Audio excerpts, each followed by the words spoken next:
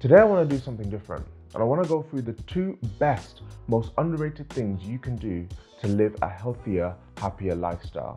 And I say underrated because the simplicity of these two things are such that anybody can do them to have a very real, very immediate impact on our physical and mental well-being. But they may not be what you expect.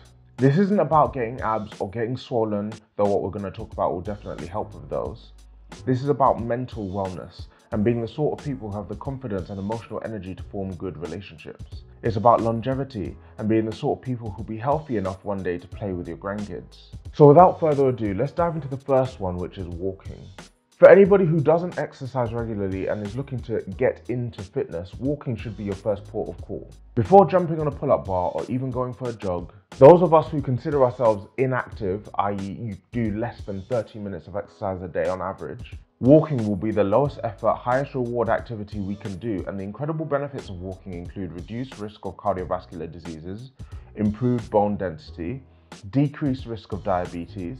But the benefits don't stop there, because we also have decreased perception in levels of anxiety, the psychosocial benefits of getting outside and being more gregarious as well, and increased in creative output. As a low impact, extremely accessible form of exercise, you couldn't ask for any more. And this is why for me, walking has to be the first thing we do when we're looking to unpick a sedentary lifestyle. And by virtue of the fact that walking more means moving more, we'll naturally be burning more calories, an important aspect for us if fat loss is a goal. But for that, we also have to consider something else when it comes to considering our fitness, which is nutrition.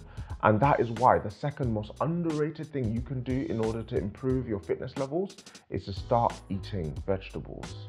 Vegetables are the low-key superheroes of the dietary world.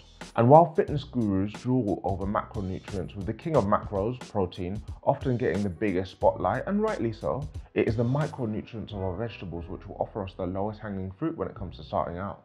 No point in dialing up your protein intake if the only lifting you do is to lift a remote to watch Netflix. But eating real vegetables, spinach, carrots, broccoli will help us be better with all the other things that we have on our plate.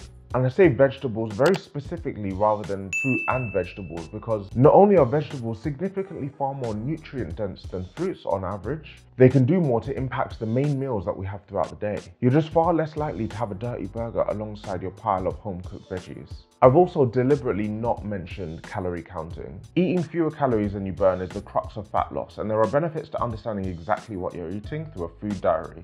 But before you start breaking out your MyFitnessPal app and weighing every gram of food, building up the habit of eating better food first is something that can be applied to all of us very simply today.